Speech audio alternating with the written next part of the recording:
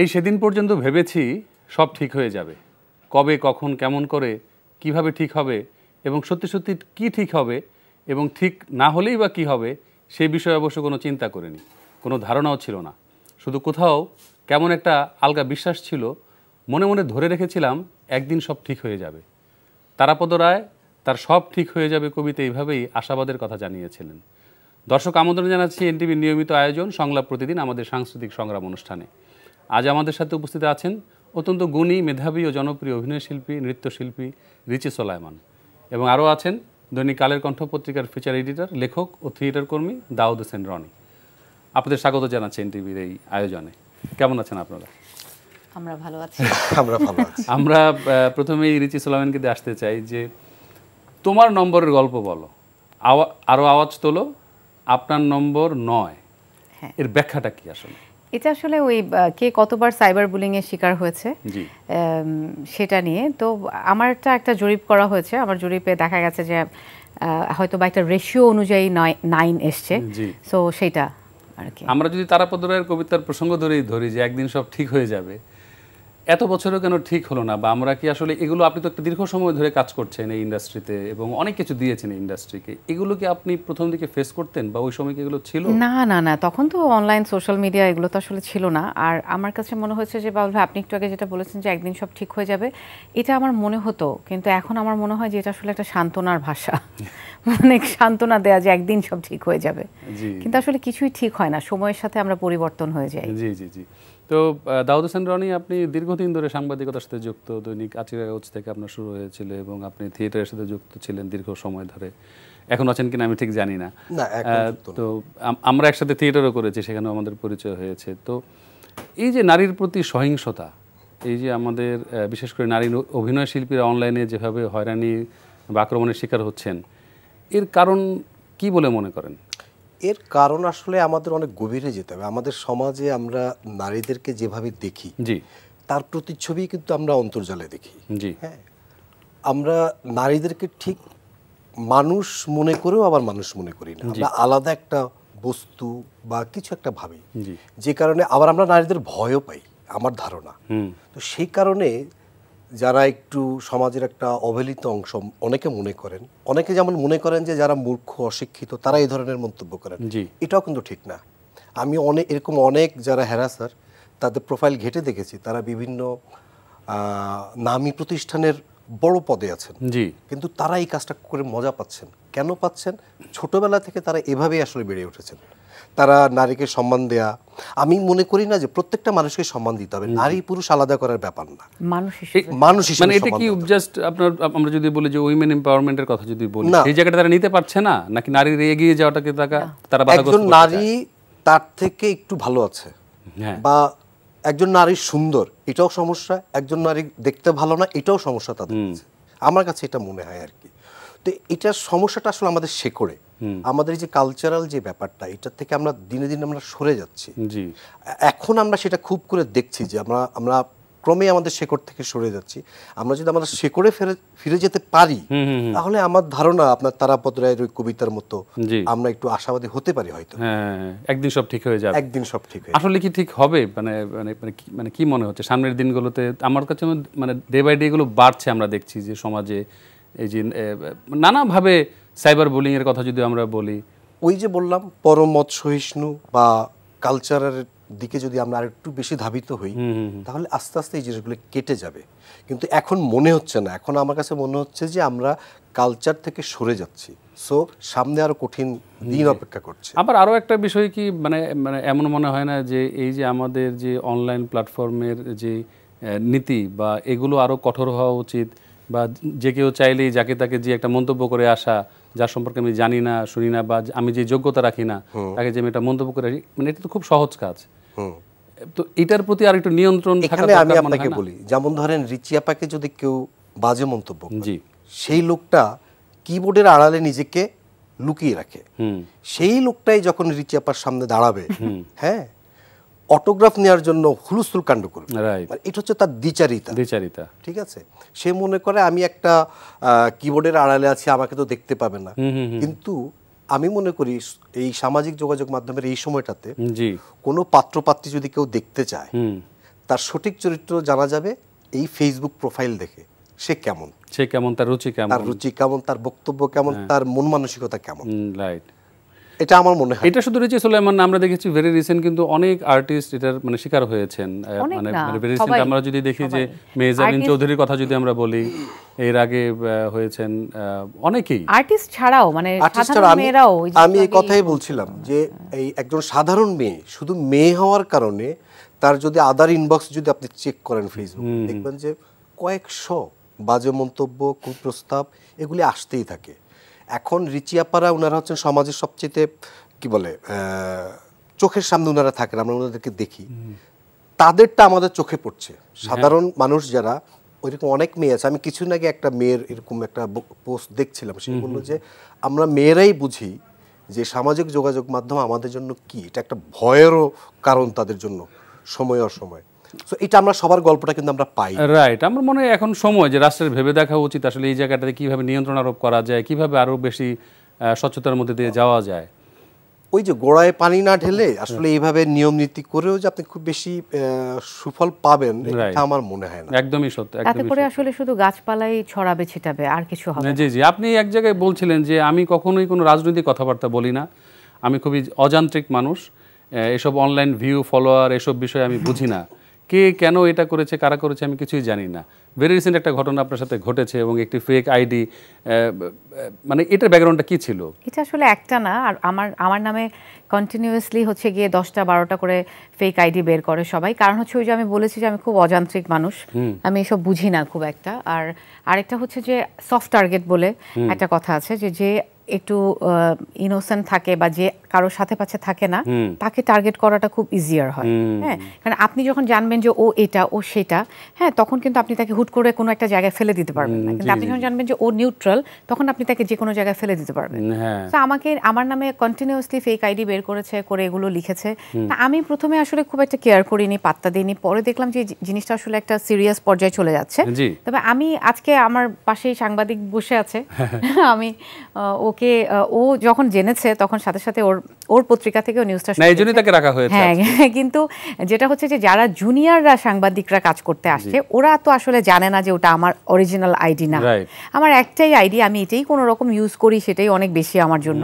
তো ওই নতুন যারা সাংবাদিক কাজ করতে আসছে তাদের আসলে আরো একটু জানতে হবে, আরো একটু প্রত্যেকটা জিনিস নিয়ে অ্যানালাইসিস করতে হবে যে এই যে রিচি আপাকে নিয়ে লিখছে, এটা আসলে রিচি আপার অরিজিনাল প্রোফাইল, এটা কিন্তু রনির কাছে গেলেই জানতে পারে।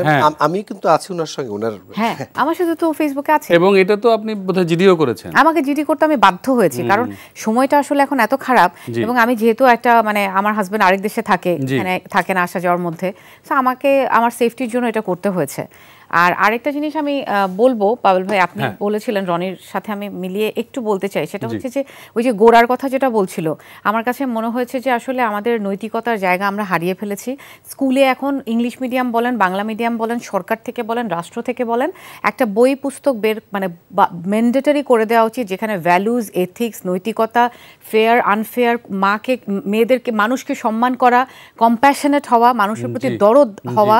একটা মানুষ মরে যাচ্ছে, আমরা ভিডিও করছি, একটা মানুষ মানে এত বড় বিপদে আমরা ভিডিও করছি, তাকে মারছে ধরে, আমরা তাকে সেভ না করে ভিডিও করছি। এই যে মোরালিটি নষ্ট হয়ে গেছে, এটার জন্য একদম 3 বছরের বাচ্চাদেরকে স্কুলে এটা আবার নতুন করে শেখানো উচিত। আর আরেকটা যেটা আপনি বললেন যে সাইবার বুলিং কি করে, সাইবার বুলিং না, শুধু সাইবার বুলিং কেন, আপনি একটা মেয়েকে লাঞ্ছিত করছে, একটা মেয়েকে এরকম করছে, মারছে ধরে, অপমান করছে, বাসের মধ্যে গায়ে হাত দিচ্ছে, এই পুরো জিনিসটা, এবং সবাই মিলে যে সেটা প্রতিহত করা বা প্রতিবাদ করা, ওইটা হচ্ছে নৈতিক জায়গাটা প্রতিটা মানুষের। আর আইন অনেক কঠোর হতে হবে, আইনের ব্যবস্থা অনেক কঠোর হতে হবে, যে ওকে জানতে হবে যে আমি এটা করলে আমার শাস্তিটা কি হবে। যদি মুখের সামনে 10 জন মানুষের শাস্তি হয়, আমি মনে করি যে 1000 লোক, 100 জনের হলে 1 লাখ লোক এভাবে করে তারা সোজা হয়ে যাবে। আইন অনেক বেশি দরকার। জি জি জি জি, আপনি বলছিলেন যে মূলধারার গণমাধ্যমের বাইরেও এখন অনেক ধরনের প্ল্যাটফর্ম হয়েছে, অনলাইন ভিত্তিক অনেক প্ল্যাটফর্ম হয়েছে, যারা বুঝে না বুঝে, ভিউয়ের জন্য হোক, উদ্দেশ্য প্রণোদিতভাবে হোক, কোনো শিল্পীর ক্যারিয়ার ধ্বংসের উদ্দেশ্যে হোক, তারা এগুলো করছে। তো সাংবাদিক দাউদ হোসেন রনি, যে কিছু পত্রিকা বা সাংবাদিক শুধুমাত্র ভিউয়ের নেশে একজন শিল্পীর তিলে তিলে গড়ে তোলা ক্যারিয়ারকে হুমকির মুখে ফেলে দিচ্ছেন, তারা সাংবাদিকরা কি জবাবদিহিতার আওতায় আসবেন না, বা তাদেরকে আসা উচিত না? অবশ্যই আসা উচিত। তা আমি মনে করি সংবাদ মাধ্যমের কর্তা ব্যক্তি যারা, তাদের এই বিষয়ে আসলে নজর দেওয়া উচিত। সাংবাদিক নিয়োগের ক্ষেত্রে তার জানাশোনা কেন সে সাংবাদিক, এটা তাদের এই বিশেষ মানে কি বলে বেসিক জায়গাটা আসলে ঠিক করা দরকার, তারপরেই সাংবাদিক বাছাই করা উচিত। কারণ বিনোদন সাংবাদিক তো একসময় অনেক কি বলবো যে অনেক মানে রিচ ছিল, এবং সেই জায়গা থেকে কিন্তু দিনে দিনে আমরা দেখছি একটা অবনতির দিকে যাচ্ছে। এই যে তারকাদের ফেক আইডি মানে বানানো হয়, মানে কেন হয় আর এর প্রতিকার কি? এখন ওই যে ভেরিফাইড বলে একটা বিষয় এসছে, সেটা করে এটা আসলে আমি কোনো প্রতিকার দেখি না। ওই ভেরিফাইড থাকলেই সবাই বুঝবে যে ওইটাই একমাত্র অরিজিনাল আইডি, বাকিগুলো সব ফেক। সেই ব্যাপারগুলো একটু মাথা ঘামাতে হবে। আর ওই যে বললাম যে সব মানুষকে মানবতার জায়গা, নৈতিকতার জায়গাগুলোকে অনেক ঠিকঠাক করতে হবে। বারবার রনি যেটা বলছিল সে করে যেতে হবে আর কি, সে করে পানি ঢালতে হবে আবার নতুন করে। তো দাউদ হোসেন রনি, আপনি বলছিলেন যে সাংবাদিকদের আরো দায়িত্বশীল ভূমিকা পালন করা উচিত, বা তারা কেন কি কাজটা করছে সেই বিষয়ে তাদের অনেক বেশি সচেতন থাকা উচিত, কার ইন্টারভিউ নিচ্ছে তার সম্পর্কে জানা উচিত, তাই তো?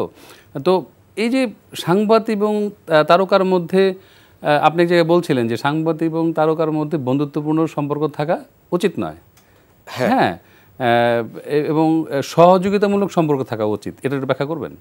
ব্যাখ্যাটা হচ্ছে যে আমাদের এখানে অনেক বন্ধুত্ব হয়, সেই বন্ধুত্বটা আমরা দেখি এটা আসলে অর্গানিক বন্ধুত্ব, মানে এটার আসলে কোনো বেস থাকে না। তো যে কারণে হয় কি, বন্ধুত্বের খাতিরে যে জিনিসটা নিউজ না সেটাকে তখন করতে হয়। এটা তখন তার পেশাগতভাবে এক ধরনের সে কি বলে এক ধরনের নতি স্বীকার করে আর কি। এটা যাতে না হয়, সহযোগিতাপূর্ণ সম্পর্ক থাকবে, সবার সঙ্গে ভালো সম্পর্ক থাকবে। আবার অনেক সময় হয় কি, সবসময় যে ভালো ভালো সংবাদ হবে তাও না। ধরুন একজন একটা খারাপ বা নেতিবাচক কোনো কাজ করলো, এখন সম্পর্কের খাতিরে আমি সেটা চেপে গেলাম, তখন সেটা মানে সেই বন্ধুত্বটা আসলে কাজের হয় না আর কি, পেশাগত। Right right. রিচি সুলাইমান, আপনি সম্প্রতি নিউ ইয়র্কের মেয়র যে নির্বাচিত হলেন, জোহরান মামদানি, আমরা দেখলাম যে তার পাশে আপনাকে দেখা যাচ্ছে, এইটার ব্যাখ্যাটা আসলে কি, মানে কি হয়েছিল সেদিন? এটা আসলে আমার হাজব্যান্ড এবং আমার বড় ভাই, ওরা দুজনেই ওখানে খুব অ্যাক্টিভলি পলিটিক্স করে, ওখানকার পলিটিক্সটা করে আমার বড় ভাই। আর আমার হাজব্যান্ড তো যেহেতু একটা সরকারি চাকরি করে, বাট ও হচ্ছে যে কোনো কমিউনিটিতে যে কোনো কাজে সোশ্যাল অ্যাক্টিভিস্ট আপনি বলতে পারেন। সো মামদানিকে ওরা অনেক সাপোর্ট করেছে, যেহেতু উনি প্রথম মুসলিম মেয়র, এবং ওনাকে যেহেতু সাউথ এশিয়ান বলা হচ্ছে, সো সেই জায়গা থেকে আসলে আমার হাজব্যান্ড এবং আমার হাজব্যান্ড ও তাকে অনেক সাপোর্ট করেছে, এবং ওনাদের একটা এন্ডোর্সমেন্ট প্রোগ্রামে আমি গিয়েছিলাম। সো মামদানির সাথে আমার সরাসরি, এটা কি বিজয়ী মানে আপনার নির্বাচিত হওয়ার পরে? নির্বাচিত হওয়ার আগে, তখন আমরা এন্ডোর্সমেন্ট করছিলাম তাকে, তার জন্য ক্যাম্পেইন করছিলাম। আমি কম করেছি কারণ আমি বেশি ছিলাম না ওই সময়, বাট আমার হাজব্যান্ড অনেক করেছে। তো একটা এন্ডোর্সমেন্টে আমি গিয়েছিলাম, তখন তার সাথে আমার দেখা হয়েছে।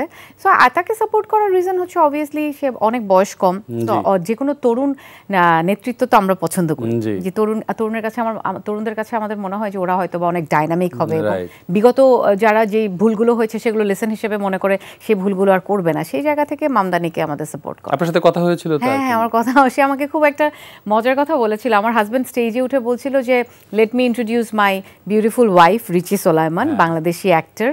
সো উনি যখন মঞ্চে এসে আমাকে বলছে যে I like the way he introduced you, মানে যেটা স্বাভাবিক সেটাই বলেছে, যে সত্য সুন্দর সেটাই বলেছে। তো সে আবার বলছিল যে I like the way he introduce, মানে তোমার হাজবেন্ড তোমাকে যেভাবে আমি এটা খুব পছন্দ করেছি। সো সে আমার সাথে ছবি তুললো। আমার মানে আই লাইক হিজ পার্সোনালিটি। তো এখন দেখা যাক সে কেমন কাজ করে। রাইট। দাউদ হোসেন রনি, সাংবাদিক হতে গেলে আপনার মধ্যে জীবন দর্শন ও সৃজনশীলতা থাকতে হবে, আপনি বলছেন এক জায়গায়। আপনার সাংবাদিকতার দর্শন কি? আমার দর্শন হচ্ছে যে আমি আসলে তো মঞ্চ নাটক করতাম, আপনি বললেন শুরু। হ্যাঁ। তারও আগে আমি আসলে সাহিত্যের ছাত্র, সাহিত্যের একনিষ্ঠ ভক্ত। সাহিত্যের কারণে আমি থিয়েটারে আসি, থিয়েটারের কারণে আমি সাংবাদিকতায় আসি। প্রথমে আমি থিয়েটার দিয়ে শুরু করি, তারপরে আমি মিউজিক নিয়ে শুরু করি, তারপরে হলিউড বলিউড করি, তারপরে আমি নাটক, টিভি নাটক নিয়ে করি, তারপরে আমি সিনেমা নিয়ে করি, চলচ্চিত্র নিয়ে। এখন আমি এগুলো থেকে একটু দূরে আছি, ফিচার এডিটর যেহেতু আরো অনেক বিষয়ের সঙ্গে জড়িত, দায়িত্ব বেড়েছে। তো সাংবাদিকতা আসার জায়গা হচ্ছে সাহিত্য, আমার বেসিক জায়গা হচ্ছে সাহিত্য। আচ্ছা, সাহিত্য পছন্দ করি, নিজে লিখতে পছন্দ করি, সেই জায়গা থেকে। তার মানে আপনাকে সাংবাদিকতার একজন সাংবাদিকের পাশাপাশি একজন সংস্কৃতি কর্মীও বলা যেতে পারে। আপনি মাঝখানে অভিনয় করেছেন এনটিভি নাটকেও, আপনাকে আমি দেখেছি, এফএনএফ সম্ভবত আপনি সেই নাটকে, বা সেটা হচ্ছে মাসুদ সেজানের একটা নাটক ছিল, রাইট, আমি নামটা ভুলে গেছি, বিশাল বেশ বড় একটা হবে, আপনি অভিনয় করতেন নিয়মিত। এই যে কি বলবো যে এই যে ফ্যাশন হাউস এবং কি বলবো যে বিউটি সেলুনের সাথে আপনি যুক্ত হয়েছেন রিচি সোলায়মান, অভিনয়ের পাশাপাশি অভিনয় কমে যাওয়ার কারণে এটা হয়েছে নাকি এটা আপনার, কারণ আপনি তো ব্যবসায় পড়াশোনা করেছেন আমি যতদূর জানি, তো তারই একটা প্রতিফলন কোনটা? এটা আসলে আমার কাছে মনে হয়েছে যে আমি সত্যি কথা বলতে বাবুল ভাই, আমি ব্যস্ত থাকতে অনেক পছন্দ করি। আমার কাছে মনে হয় যে আমি কর্মেই মুক্তি, হ্যাঁ, সেটা এখন যেটাই করি। তো আমি যখন দেশে আসলাম তখন আমার মনে হলো যে আসলে অ্যাক্টিং করার জায়গাটা যেটা আমার, সেটা হচ্ছে যে আমি মাঝে মাঝে করলাম, যেহেতু আমার দুটো বাচ্চা আছে, তাদেরকেও সময় দিতে হবে। অ্যাক্টিং করলে তো আসলে ফুল টাইম দিতে হয়, তো সেটা সম্ভব না। তো ভাবলাম যে নিজে একটা কিছু করি। সেই সাথে আমার সিস্টার ইন ল, মানে আমার ছোট ভাইয়ের বউটা অনেকদিন ধরে সে একটা সেলুন রিলেটেড বিজনেস করতে চাচ্ছিল। তো তখন আমি বললাম যে ফাইন, তাহলে লেটস ডু ইট। আর যেহেতু আমি মিডিয়াতে কাজ করার কারণে কিছুটা হলেও আমার এই জায়গাটা আইডিয়া আছে, বা আমার লেখাপড়াটা ছিল ব্যবসা বিজনেস নিয়ে, তো তখন এরকম কিছু একটা করার প্ল্যান নিয়েই এটা শুরু করা। একটা অদ্ভুত বিষয়, আপনার সাথে আমি মানে ভেরি রিসেন্ট একটা নাটকের সেটে আপনার সাথে, আপনি আমার সহশিল্পী ছিলেন বা আমি আপনার সহশিল্পী ছিলাম, আমরা দুজনেই কাজ করেছি। তো সেখানে আমি একটা বিষয় জানতে পেরেছি যে আপনি আপনার 2 বাচ্চাকে নিয়ে বাংলাদেশে চলে এসেছেন, তাদেরকে বাংলাদেশি স্কুলে ভর্তি করিয়েছেন, বাংলাদেশের কালচারে বড় করার জন্যই আপনি এসেছেন। এটা সাধারণত দেখা যায় না, আমরা দেখি যে সবার বিদেশ যাওয়ার জন্য অস্থিরতা এবং সেখানে স্কুলে বাচ্চাদের ভর্তি করানোর ব্যাপারে আপনি কেন হঠাৎ করে এরকম কিছু ভাবলেন? এটা আসলে ভেবেছি কারণ হচ্ছে যে আমার বাচ্চারা ওই দেশে বর্ন, ওরা ইউএস সিটিজেন এবং বর্ন সিটিজেন, ওরা ইভেনচুয়ালি ওখানেই যাবে, ওখানেই পড়বে। আমি ফর দ্য টাইম বিং এই ডিসিশনটা নিয়েছি কারণ হচ্ছে যে আমার এটা একেবারেই আমার পার্সোনাল ওপিনিয়ন, পার্সোনাল চয়েস, যে আমি কিছুদিন ওদেরকে এখানে পড়িয়ে আমি নিয়ে গেলে যেটা হবে যে আমি একটু বাংলাদেশের কালচার, একটু ভ্যালুজ, একটু বাংলাদেশ কেমন, কারণ ওরা যদি আসলে পুরোটাই ওখানে বড় হয়, ওদের আসলে বাংলাদেশে কখনো আসার টান বা কখনো মায়া এগুলো কাজ করবে না, তৈরি হবে না।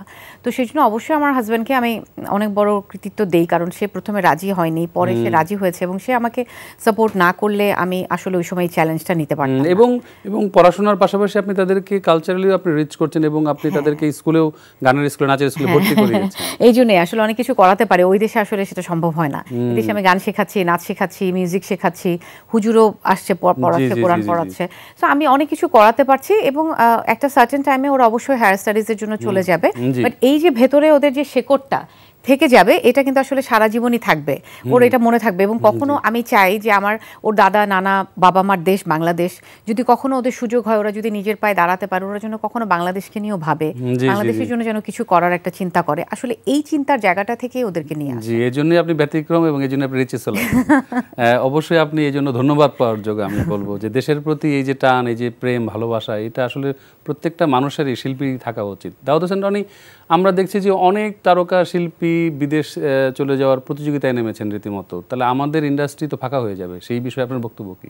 মানে ওই শিল্পীদের তো আমরা এখন ওন করছি না, আমাদের পরিবর্তিত পরিস্থিতিতে আমাদের শিল্পীদেরও কিছু দোষ ছিল, ওনারা সরাসরি পলিটিক্সের সঙ্গে জড়িয়ে পড়ে, সেই কারণে একটা ভ্যাকুয়াম তৈরি হয়েছে, আমাদের এটা থাকবে না, থাকবে না। এটা আরেকটা হচ্ছে কি আসলে ভাইয়া, মানে সবকিছু মিলিয়ে তো আমাদের দেশে, যে আপনি যেটা বলছেন যে আমাদের সোশ্যাল সিকিউরিটি, শিল্পীদের ফিনান্সিয়াল সিকিউরিটি, এই জায়গাগুলো আসলে আমি বলতেই চাই যে, কারণ একটা মানুষ, একটা শিল্পী অসুস্থ হলে তার চিকিৎসা কিভাবে হবে এগুলো চিন্তা করতে হয়।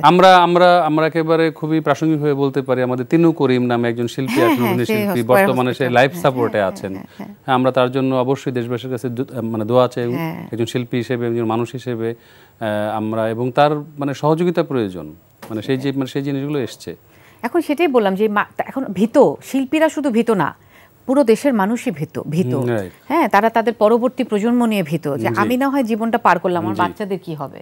সো বাচ্চাদের জায়গায় তো আসলে কেউই কোনো কম্প্রোমাইজ করতে চায় না। হ্যাঁ, আমি এই প্রসঙ্গ ধরে একটি কথা বলতে চাই আপনাকে, যে আমাদের সমসাময়িক, মানে আপনাদের সময়ের অনেক সমসাময়িক অভিনেতা অভিনেত্রীকে আমরা দেখি যে বেকার হয়ে বসে আছেন, এবং তারা এক সময় ইন্ডাস্ট্রিকে অনেক কিছু দিয়েছেন। এই দায়টা আসলে কার?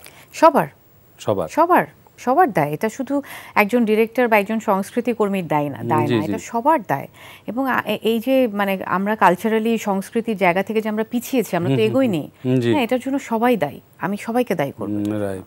দাউদ হোসেন রনি, আমাদের একেবারে শেষ পর্যায়ে, আপনি একসময় নিয়মিত চলচ্চিত্র নিয়ে অনেক লেখালেখি করেছেন এবং আপনার একটি জনপ্রিয় কলাম মানে ছিল যে ব্যবচ্ছেদ নামে, তো সেটা কেন কন্টিনিউ করলেন না? আর আমাদের আসলে চলচ্চিত্র কোন পথে যাচ্ছে মনে করেন, ছোট্ট করে যদি বলেন। চলচ্চিত্র তো এখন প্রায় স্টপড, আমার কাছে সেটা মনে হয়। ঈদে দু একটা ছবি রিলিজ করে, সারা বছরে আসলে আমাদের সিনেমা হলগুলি চালানোর মতো যে সিনেমা দরকার সেটা নাই, সিনেমা হল অনেক কমে গেছে। আর আমি সিনেমা নিয়ে লেখা বন্ধ করেছি আসলে ব্যস্ততার কারণে, কারণ আমার দায়িত্ব বাড়ে, বয়স যখন বাড়ে দায়িত্বও বাড়ে। একটা সিনেমা দেখলে একটা দিনে 6 ঘন্টা 8 ঘন্টা চলে যায়, দেখা থেকে শুরু করে প্রস্তুতি সবকিছু মিলিয়ে। তারপরে বাকি সময়টা আমার সেদিন আর অফিসে যাওয়া হয় না, যেটা আসলে আমার অফিস করতে পারে না, এফোর্ট করতে পারে না। এটা একটা কারণ। তবে আমি মিস করি, সেই সময়টা মিস করি, কারণ মানুষ আমাকে এটার কারণে অনেক বেশি চেনে। সারা দেশের মানুষ এখনো চিঠি লেখে, কেন আমি ব্যবচ্ছেদ লিখি না। তো এটা আমি মিস। আমার মনে হয় অনুষ্ঠানের মধ্যে দিয়ে আপনার কাছে আবার সেই অনুরোধ থাকবে যে আপনি আবার ব্যবচ্ছেদ লেখা শুরু করেন আমাদের চলচ্চিত্র নিয়ে, সেটা আমাদের চলচ্চিত্র অঙ্গনের জন্যই ভালো হবে। আমরা রিচি সেলভান্সে আসতে চাই যে বড় পর্দায় শাহনেওয়াজ কাকলির একটি ছবি নীরব প্রেম, এই চলচ্চিত্রের মধ্যে দিয়ে আপনার চলচ্চিত্রের যাত্রা শুরু হয় আমি যতদূর জানি। এটা আসলে শুরু হওয়ার কথা ছিল, কিন্তু পরে আর করা হয়নি। পরে আর কাজটা করা। একটা দীর্ঘ সময় পরে আপনি ভেরি রিসেন্ট একটি চলচ্চিত্রের শুটিং করছেন এবং সেটা রাজীব সালেহিনের পরিচালনায়। আমি যদিও ছবিটার নাম জানি, তার অভিজ্ঞতা কেমন? অভিজ্ঞতাটা অনেক ভালো, কারণ হচ্ছে যে আমি কাজটা করে খুব মানে ভালো লেগেছে এবং আমার চরিত্রটা অনেক ভালো ছিল। আমি খুব এনজয় করেছি, খুবই ভালো লেগেছে কাজটা করে। আর খুব বেশি কিছু এখন বলতে চাই না ছবিটা নিয়ে। মানে কতদিন ধরে শুটিং করছেন, কবে নাগাদ? প্রায় 15 ডেজ এর মতো হয়েছে। আমার কাজ শেষ হয়ে গেছে। আচ্ছা আচ্ছা, আপনার চরিত্রটি কি ছিল? আমার চরিত্রটা ওখানে একজন ব্যারিস্টারের চরিত্র ছিল, যে হচ্ছে রবীন্দ্রপ্রেমী। রবীন্দ্রনাথ ঠাকুরের গান শোনে, কবিতা পড়ে। ছোটবেলা থেকে সে নিজেকে কখনো চারুলতা, কখনো বিমলা, কখনো নন্দিনী এসব মনে করে। কিন্তু লাস্টে গিয়ে আসলে এটা বোঝা যায় যে একটা মেয়ে কখনো বিমলা হতে পারে, কখনো ব্যারিস্টার হতে পারে, কখনো ডাক্তার হতে পারে, কিন্তু সে যে একজন মা, তার মার পরিচয়ের ঊর্ধ্বে আসলে আর কোনো পরিচয় হতে পারে না। এরকমই একটা। এবং আমি যতদূর জানতে পেরেছি ছবিটি সম্ভবত পহেলা বৈশাখে রিলিজ দেওয়ার একটা টার্গেট আছে, রাইট? দাউদ হোসেন রনি, যে তারকার অভিনেতা কি আলাদা বিষয়? অবশ্যই। হ্যাঁ, আপনি এটা নিজেও এক জায়গায় বলেছেন, এবং কোনটাকে আপনি এগিয়ে রাখবেন? অবশ্যই অভিনেতাকে এগিয়ে রাখবো, কারণ আমরা তো আসলে শিল্প দেখি, তাই না? তারকারা হয় কি, ওনারা আপনি যদি একটা ছবি প্রডিউস করেন, আপনি যদি নায়ক হন, আপনিও তারকা হয়ে যেতে পারবেন। কিন্তু আমার আপনার মধ্যে যদি শিল্পগুণটা না থাকে, আমরা অভিনেতা হতে পারবো না। রাইট, একদমই সত্য। আপনাদের দুজনকে অসংখ্য ধন্যবাদ যে আজকে এত ব্যস্ততার মধ্যেও সময় দিয়েছেন। এক একজন অনেক দূর থেকে এসেছেন এবং আপনার এরপর একটা প্রোগ্রাম আছে আপনি বলছিলেন। তো এনটিভিতে আবার আসবেন, কথা হবে, আড্ডা হবে। আমরা এই প্রসঙ্গ ধরে আরো অন্য প্রসঙ্গ ধরে আড্ডা দিতে পারি। অবশ্যই, নিশ্চয়ই আসবো। এনটিভি আমাদের, এনটিভি শুরু থেকেই আমি ছিলাম, এখনো আছি, সবসময় থাকবো, এবং এনটিভির সঙ্গে সবসময় আমাদের ভালো লাগা কাজ করে। সো এনটিভি বলাতে দৌড় দিয়ে চলেও আসছি। জি, অত্যন্ত ধন্যবাদ সেজন্য, অত্যন্ত কৃতজ্ঞতা জানাচ্ছি আপনাদের দুজনকে, এবং আজকের মতো বিদায় নিচ্ছি। ভালো থাকবেন আপনারা। দর্শক, আপনারা দেখছিলেন সংলাপ প্রতিদিন, আমাদের সাংস্কৃতিক সংগ্রাম অনুষ্ঠানটি। আমাদের আয়োজন আজকের মতো এখানে শেষ হচ্ছে। পরবর্তী অনুষ্ঠান দেখার আমন্ত্রণ জানিয়ে আজকের মতো এখানে বিদায় নিচ্ছি। ভালো থাকবেন সবাই।